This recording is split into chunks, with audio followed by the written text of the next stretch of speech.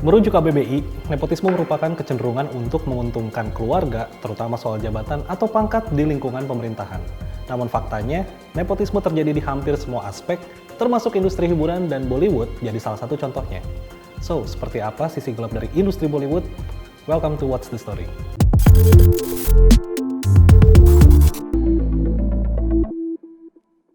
Oke, kenapa bahasan kali ini tuh serius banget? Karena kemarin tuh kita sempat ngeliat ada salah satu viewers kapan lagi yang request di video profiling untuk ngebahas ini. Pertanyaannya, apakah nepotisme memang sudah menjadi sifat alami dari industri hiburan Bollywood? Well, kalau menurut penuturan dari filmmaker Vivek Agnihotri, nepotisme sendiri baru berjalan di industri Bollywood sekitar era 2000-an ke atas lah. Nah, jadi sebelumnya itu orang-orang yang emang udah punya bakat, tapi nggak punya koneksi orang dalam dan ingin memulai karirnya di industri Bollywood itu, ya gampang-gampang aja masuknya. Contohnya kayak Sri Devi sama Amitabh Bachchan. Tapi, ketika orang-orang itu semakin terkenal, mereka tuh mulai memasukkan kayak keluarga, kerabat, atau saudara mereka satu persatu untuk ikut masuk ke dalam industri Bollywood. Ada yang jadi produser, ada yang jadi lirikus, ada yang jadi aktor, aktris, atau bahkan sutradara. Cuma, gak ada satupun orang yang tahu siapa orang pertama yang memulainya, dan seakan-akan nepotisme itu udah jadi kultur baru di industri hiburan Bollywood.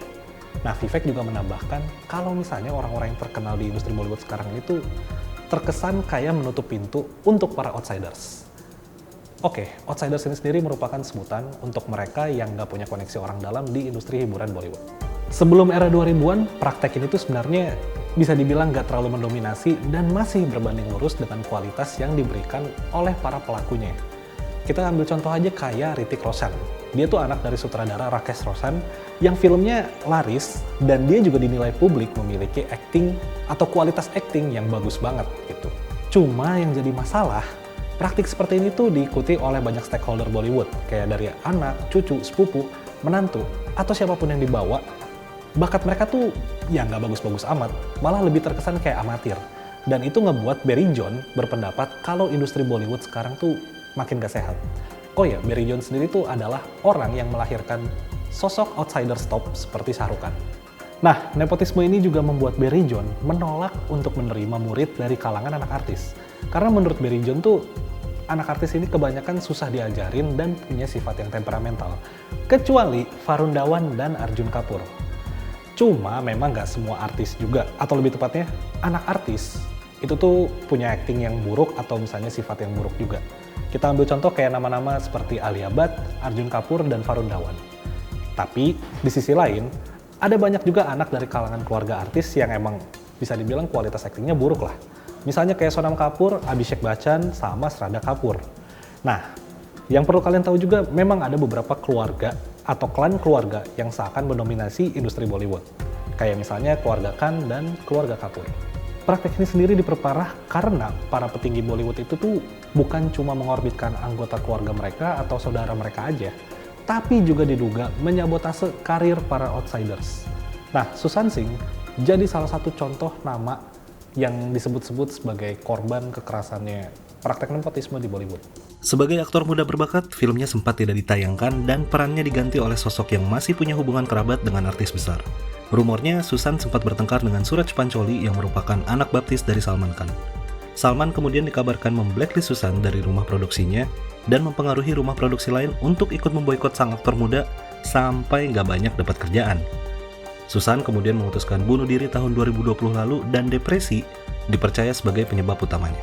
Kejadian ini membuat isu nepotisme di Bollywood kembali muncul ke permukaan dan nama-nama seperti Salman Khan, Aditya Chopra, sampai Karan Johar dituduh sebagai penyebab Sushant depresi hingga bunuh diri. Sebagai orang luar, berkarir di industri Bollywood tanpa koneksi orang dalam itu tuh terbilang sulit banget. Gak usah karir lah, chance untuk kita bisa ikutan casting aja tuh udah termasuk susah.